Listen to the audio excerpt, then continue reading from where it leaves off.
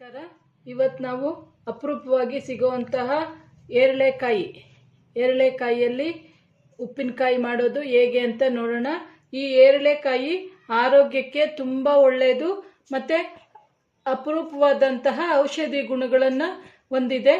ಅದೇ ಥರನೇ ಇದು ಪಿತ್ತಕ್ಕೆ ತುಂಬ ಒಳ್ಳೆಯದು ಮತ್ತು ಗರ್ಭಿಣಿ ಸ್ತ್ರೀಯರಿಗೆ ಪ್ರೆಗ್ನೆನ್ಸಿ ಟೈಮಲ್ಲಿ ಏನಾದರೂ ವಾಮಿಟಿಂಗ್ ಸೆನ್ಸೇಷನ್ನು ಆ ಥರದ್ದೆಲ್ಲ ಇದ್ದರೆ ಅದಕ್ಕೆ ಇದನ್ನೆಲ್ಲ ಬಳಸಿದ್ರೆ ತುಂಬ ಒಳ್ಳೆಯದು. ಪಿತ್ತ ಆಗೋದಿಲ್ಲ ಮತ್ತು ಅವ್ರಿಗೆ ವಾಂತಿ ಆಗೋದು ಕೂಡ ಕಡಿಮೆ ಆಗುತ್ತೆ. ಈಗ ಏರಳೆಕಾಯಿ ಉಪ್ಪಿನಕಾಯಿಗೆ ಬೇಕಾಗಿರುವಂತಹ ಪದಾರ್ಥಗಳನ್ನು ನೋಡೋಣ. ನಾನಿವಾಗಿಲ್ಲಿ 4 ಏರಳೆಕಾಯಿ ತಗೊಂಡಿದ್ದೀನಿ ಮತ್ತು ರುಚಿಗೆ ತಕ್ಕಷ್ಟು ಉಪ್ಪು, ರುಚಿಗೆ ತಕ್ಕಷ್ಟು ಅಚ್ಚ ಖಾರದ ಪುಡಿ, ನಿಮ್ಗೆ ಎಷ್ಟು ಬೇಕೋ ಅಷ್ಟು ಹಾಕ್ಕೊಳ್ಳಿ. ಮತ್ತು 1 ಸ್ಪೂನ್ ಅರಿಶಿನ ಪುಡಿ, 1-2 ಸ್ಪೂನ್ ಸಾಸಿವೆ ಮತ್ತು 1-2 ಸ್ಪೂನು ಮೆಂತ್ಯ ಹುರಿದಿರೋ. ಈ ಸಾಸಿವೆ ಮತ್ತು ಮೆಂತ್ಯನ ಹುರಿದಿಟ್ಕೊಂಡಿದ್ದೀನಿ. ಹುರಿದಿಟ್ಕೊಂಡು ಮತ್ತು ಇವೆರಡನ್ನೂ ಮಿಕ್ಸಿ ಜಾರಲ್ಲಿ ಹಾಕಿ ಪೌಡ್ರ್ ಮಾಡ್ಕೋಬೇಕು. ಈಗ ಮತ್ತೆ ನಿಮಗೆ ಬೇಕು ಮತ್ತು ಎಣ್ಣೆ 250-300 ಗ್ರಾಮ್ ತಗೊಂಡಿದ್ದೀನಿ. ನಿಮ್ಗೆ ಬೇಕು ಅಂತಂದರೆ ಇನ್ನೂ ಸ್ವಲ್ಪ ಜಾಸ್ತಿನೂ ಬಳಸ್ಕೋಬೋದು.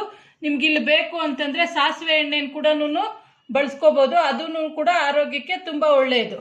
ಮತ್ತು ಇಲ್ಲಿ ನಾನು 2 ಸ್ಪೂನ್ ಬೆಲ್ಲ ತಗೊಂಡಿದ್ದೀನಿ. 2 ಸ್ಪೂನ್ ಬೆಲ್ಲ ತಗೊಂಡಿದ್ದೀನಿ. ಈ ಬೆಲ್ಲ ಏನಕ್ಕೆ ಅಂದರೆ ಈ ಏರಳೆಕಾಯಿ ಸ್ವಲ್ಪ ಕಹಿ ಬರುತ್ತೆ. ಅದರಿಂದ ಈಗ ಬೆಲ್ಲ ತಗೊಂಡ್ರೆ ಆ ಕಹಿನ ಹೋಗ್ಲಾಡಿಸುತ್ತೆ. ಮತ್ತು ನೀವು ಚಪಾತಿಗೆ, ಅನ್ನಕ್ಕೆ ಎಲ್ಲನೂ ಕಲಿಸ್ಕೊಂಡ್ರೆ ಸ್ವಲ್ಪ ರುಚಿಯಲ್ಲಿ ಕೂಡ ತುಂಬ ಚೆನ್ನಾಗಿರುತ್ತೆ. ಅದರಿಂದ ನಾನಿಲ್ಲಿ 2-3 ಸ್ಪೂನು ಬೆಲ್ಲ ತಗೊಂಡಿದ್ದೀನಿ. ಮತ್ತು ಇದ್ರ ಜೊತೆಗೆ ನಾನು 4 ಏರಳೆಕಾಯಿ ಜೊತೆಗೆ 4 ನಿಂಬೆಹಣ್ಣು ಕೂಡ ತಗೊಳ್ತಾ ಇದ್ದೀನಿ. ಈಗ ಎಲ್ಲನೂ ಈ ಏರಳೆಕಾಯಿ ಮತ್ತು ನಿಂಬೆಹಣ್ಣನ್ನು ಹಚ್ಕೊಳ್ಳೋಣ. ಇಲ್ಲಿ ನಾವು ವಿಶೇಷವಾಗಿ ಗಮನಿಸಬೇಕು ಏನು ಅಂತಂದರೆ ಏರಳೆಕಾಯಿನ ಚೆನ್ನಾಗಿ ತೊಳೆದು ಒರೆಸಿ ಇಟ್ಕೊಂಡಿರಬೇಕು ಒಂದು ಕಾಟನ್ ಬಟ್ಟೆಯಲ್ಲಿ.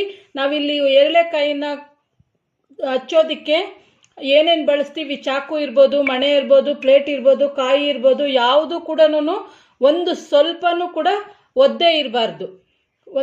ಬೇಕಾದರೆ ತೊಳೆದು ಒರೆಸಿ ಇಟ್ಬಿಟ್ಟು ಅರ್ಧ ಗಂಟೆ ಆದಮೇಲೆ ಕೂಡ ನೀವು ಹಚ್ಕೋಬೋದು.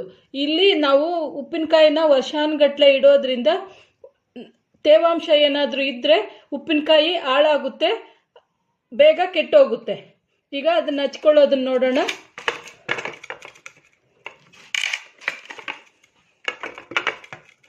ನೋಡಿ, ಇದು ಈ ಥರ ಹಚ್ಕೊಂಡು ತುಂಬ ತೆಳ್ಳಗೆ ಹಚ್ಕೊಳ್ಳಿ. ಯಾಕೆ ಅಂತಂದರೆ ಇದು ನೋಡಿ, ಮೇಲಿನ ಒಟ್ಟು ತುಂಬ ಮಂದ ಇರೋದ್ರಿಂದ ಬೇಗ ನಮಗೆ ಇದು ಹಣ್ಣಾಗೋದಿಲ್ಲ, ಅಂದರೆ ಉಪ್ಪಿನಕಾಯಿ ಆಗೋದಿಲ್ಲ. ಆಗಾಗೆ ಇರುತ್ತೆ, ಅಲ್ಲಿ ಕಚ್ಚ ಅಂತ ಸಿಗ್ತಾ ಇರುತ್ತೆ. ಅದೇ ತೆಳುವಾಗಿ ಏನಾದರೂ ಹಚ್ಕೊಂಡ್ರೆ ಅದು ನೀಟಾಗಿ ಬೇಗ ಸಾಫ್ಟಾಗಿ ಮೆತ್ತಗಾಗ್ಬಿಡುತ್ತೆ. ತೆಳುವಾಗಿ ಈ ಥರ ಹಚ್ಕೊಳ್ರಿ.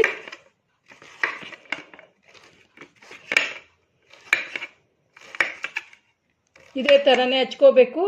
ಇದರಲ್ಲಿ ಇನ್ನು ಬೇರೆ ಬೇರೆ ರೀತಿಯಾದಂತಹ ಅಡುಗೆಗಳನ್ನು ಮಾಡ್ತಾರೆ. ಇದು ಆರೋಗ್ಯಕ್ಕೆ ತುಂಬ ಒಳ್ಳೆಯದು.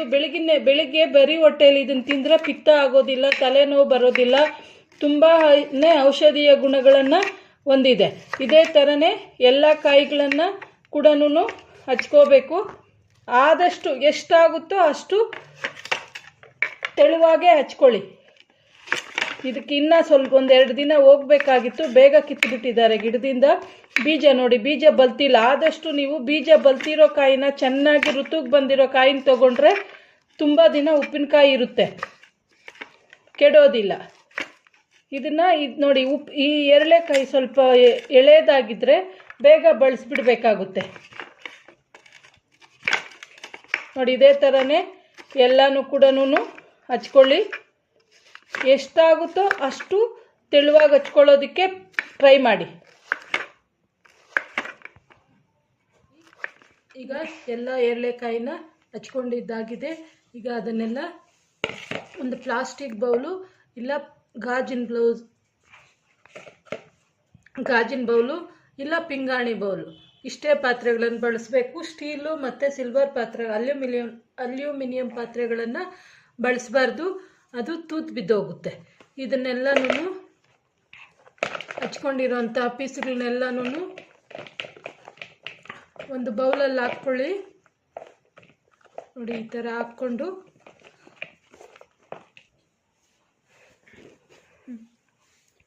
ನೋಡಿ. ಆ ಒಂದು ಬೌಲಲ್ಲಿ, ಪ್ಲಾಸ್ಟಿಕ್ ಬೌಲಲ್ಲಿ ಹಾಕ್ಕೊಂಡು ರುಚಿಗೆ ತಕ್ಕಷ್ಟು ಉಪ್ಪು ಹಾಕ್ಕೊಳ್ಳಿ. ಸಾಕಾಗದೇ ಇದ್ದರೆ ಮತ್ತೆ ಹಾಕ್ಕೋಬೋದು, ಜಾಸ್ತಿ ಹಾಕ್ಕೋಬೇಡಿ. ಉಪ್ಪು ಹಾಕ್ಕೊಳ್ಳಿ. ಮತ್ತು ನಾನಿಲ್ಲಿ ಖಾರ ಜಾಸ್ತಿ ಬೇಕು ಅಂತ ನಾನಿಲ್ಲಿ ಒಂದು 4 ಸ್ಪೂನ್ ಅಚ್ಕಾರದ ಪುಡಿ ಹಾಕ್ಕೋತಾ ಇದ್ದೀನಿ. ನಿಮಗೆ ಖಾರಕ್ಕೆ ಎಷ್ಟು ಬೇಕೋ ಅಷ್ಟನ್ನು ಹಾಕ್ಕೊಳ್ಳಿ. ಅದು ನಿಮ್ಮ ಅನಿಸಿಕೆಗೆ ಬಿಟ್ಟಿದ್ದು. ನಿಮಗೆ ಎಷ್ಟು ರುಚಿ ಬೇಕೋ ಅಷ್ಟನ್ನು ಹಾಕ್ಕೊಳ್ಳಿ. ಮತ್ತು ಒಂದು ಅರ್ಧ ಸ್ಪೂನು ಅರಿಶಿನ ಪುಡಿ, ಮತ್ತು ಒಂದು 2-3 ಸ್ಪೂನು ಬೆಲ್ಲ ಹೇಳಿದ್ನಲ್ಲ, ಬೆಲ್ಲ. ಇಲ್ಲ ನೀವು ಬೇಕು ಅಂದರೆ ಸಕ್ಕರೆನೂ ಹಾಕ್ಕೋಬೋದು. ಇಲ್ಲ ನಮಗೆರಡೂ ಬೇಡ ಅಂತಂದರೆ ಇದನ್ನು ಬೇಕಂದರೆ ಸ್ಕಿಪ್ ಮಾಡ್ಬೋದು. ನಾನಿಲ್ಲಿ ಒಂದು 2 ಸ್ಪೂನು ಬೆಲ್ಲನ ಹಾಕ್ಕೋತಾ ಇದ್ದೀನಿ. ಹಾಕ್ಕೊಂಡು ಒಂದು ನೋಡಿ, ಪ್ಲಾಸ್ಟಿಕ್ದು ಇಲ್ಲ ನೀವು ಈ ಥರ ವುಡ್ಡನ್ ಪೀಸಲ್ಲಿ ಕಲಿಸ್ಕೋಬೇಕು ಚೆನ್ನಾಗಿ. ಈ ಥರ ಚೆನ್ನಾಗಿ ಕಲಿಸ್ಕೊಳ್ಳಿ. ಕಲಿಸ್ಕೊಂಡು ಒಂದು 2 ದಿನ ಬಿಟ್ಟರೆ ಇದು ಚೆನ್ನಾಗಿ ಆ ಉಪ್ಪು ಈಗ ನಾವು ಹಾಕಿರೋಂತಹ ಬೆಲ್ಲ ಎಲ್ಲನೂ ಕರಗುತ್ತೆ. ಚೆನ್ನಾಗಿ ಕಲಿಸ್ಕೊಳ್ಳಿ. ಈ ಥರ ಕಲಿಸ್ಕೊಂಡು ಒಂದು ಪ್ಲಾಸ್ಟಿಕ್ ಡಬ್ಬಕ್ಕೆ ತುಂಬಿಟ್ಕೊಳ್ಳಿ.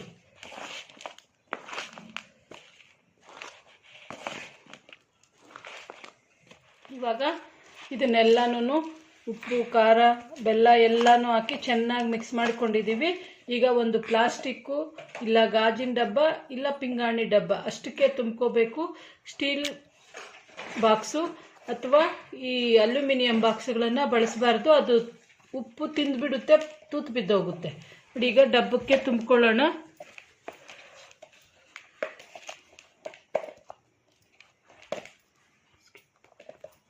ಈಗ ಎಲ್ಲನೂ ಈ ಬಾಕ್ಸ್ಗೆ ತುಂಬಿಸಿಟ್ಕೊಂಡಿದ್ದೀವಿ. ತುಂಬಿಸಿಟ್ಕೊಂಡಿದ್ದಾದಮೇಲೆ ಇದನ್ನು ನಿಮಗೆ ಬೇಕು ಅಂತಂದರೆ ಮೇಲೆ ಇನ್ನೊಂದು ಸ್ವಲ್ಪ ಉಪ್ಪು ಕಡಿಮೆ ಅನಿಸಿದ್ರೆ ಇನ್ನೊಂದು ಚೂರು ಈ ಥರ ಉಪ್ಪು ಹಾಕ್ಬಿಟ್ಟು ಈ ಥರ ಟೈಟಾಗಿ ಬಾಕ್ಸ್ ಮುಚ್ಚಿಬಿಟ್ಟು ಬಿಡಿ. ಅದೆಲ್ಲ ಕರಗೋವರೆಗೂ 2 ದಿನ ಬಿಡಿ. ಅದಾದಮೇಲೆ ಈಗ ಇದನ್ನು ಇಲ್ಲಿ ನಾವು ಒಂದು 2 ಸ್ಪೂನು ಮೆಂತ್ಯ ಮತ್ತು 2 ಸ್ಪೂನು ಸಾಸಿವೆನ ಮಿಕ್ಸಿ ಜಾರ್ಗೆ ಹಾಕಿ ಪೌಡ್ರ್ ಮಾಡ್ಕೊಳ್ಳೋಣ. ಈಗ ಒಲೆ ಮೇಲೆ ಬಾಣಲೆ ಇಟ್ಕೊಂಡು ಅದರಲ್ಲಿ ಎಣ್ಣೆ ಹಾಕ್ಕೊಳ್ಳೋಣ. ಎಣ್ಣೆ ಒಂದು 250ರಿಂದ 300 ಗ್ರಾಮ್ ಇರಬೇಕು. ನಿಮಗೆ ಬೇಕಂದರೆ ಇನ್ನೂ ಜಾಸ್ತಿನೂ ಕೂಡ ಹಾಕ್ಕೋಬೋದು. ಈಗ ಎಣ್ಣೆ ಚೆನ್ನಾಗಿ ಕಾಯಬೇಕು. ನೀವು ಒಗ್ಗರಣೆಗೆ ಹಾಕುವಾಗ ಕಾಯಿ ಇತ್ತಲ್ಲ ಅಷ್ಟು, ಮತ್ತು ಸಾಸಿವೆ ಸಿಡಿಬೇಕು. ಹಾಕ್ಬಿಟ್ಟು ಎಣ್ಣೆನ ಸ್ವಲ್ಪ ಚೆನ್ನಾಗಿ ಕಾಯಿಸಿ ಕೆಲಸಕ್ಕೆ.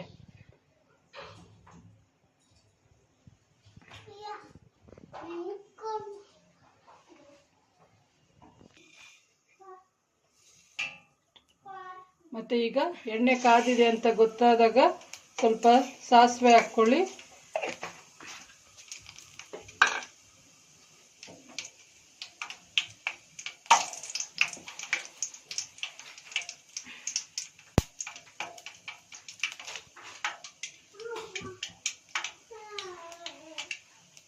ಈಗ ಸಾಸಿವೆ ಸಿಡಿತಾ ಇದೆ. ಸಾಸಿವೆ ಸಿಡಿದಿದ್ದಾದಮೇಲೆ ಕರಿಬೇವಿನ ಸೊಪ್ಪು ಹಾಕ್ಕೊಳ್ಳಿ. ಕರಿಬೇವಿನ ಸೊಪ್ಪು ಚೆನ್ನಾಗಿ ಫ್ರೈ ಆದಮೇಲೆ ನಾವೀಗ ಮಿಕ್ಸಿ ಜಾರಲ್ಲಿ ಪುಡಿ ಮಾಡಿಟ್ಕೊಂಡಿದ್ದಂತಹ ಪೌಡ್ರನ್ನ ಬಿಸಿಯಾಗಿರೋ ಎಣ್ಣೆಗೆ ಹಾಕಬೇಕು. ನಾವಿಲ್ಲಿ ಮೆಂತ್ಯ ಮತ್ತು ಸಾಸಿವೆ ಪೌಡ್ರ್ ಮಾಡ್ಕೊಂಡಿದ್ವಿ. ಅವೆರಡನ್ನೂ ಬಿಸಿ ಎಣ್ಣೆಯಲ್ಲಿ ಹಾಕಿ ಫ್ರೈ ಮಾಡಿದರೆ ಏನಾಗುತ್ತೆ ಅಂತಂದರೆ ಅದು ಕಹಿ ಹೊರಟೋಗುತ್ತೆ, ಕಹಿ ಇರೋದಿಲ್ಲ. ಮೆಂತ್ಯ ಮತ್ತು ಸಾಸಿವೆ ಕೂಡ ದೇಹಕ್ಕೆ ಒಳ್ಳೆಯದು.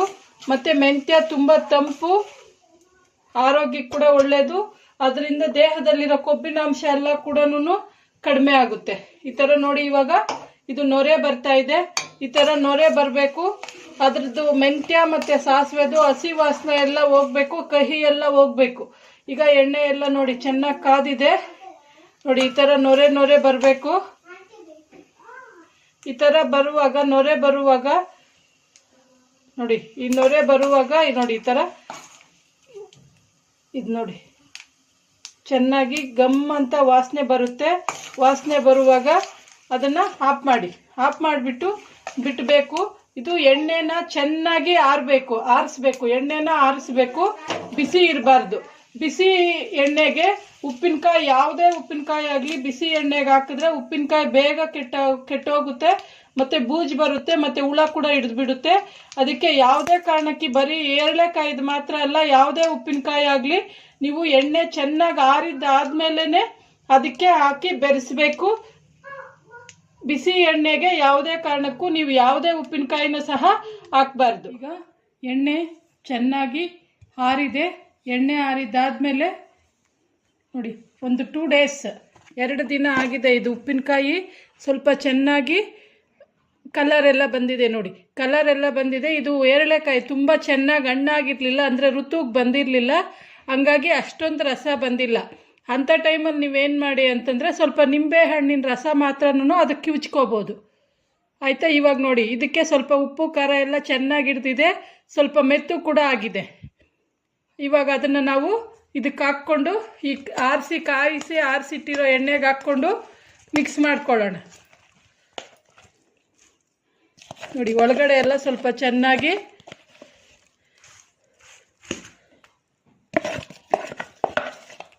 ಮಾಗಿದೆ, ನೀರೆಲ್ಲ ಬಿಟ್ಕೊಂಡಿದೆ, ಅದರಲ್ಲಿರೋ ರಸ ಎಲ್ಲ ಬಿಟ್ಕೊಂಡಿದೆ. ಇದನ್ನು ಚೆನ್ನಾಗಿ ಮಿಕ್ಸ್ ಮಾಡ್ಕೊಳ್ಳೋಣ.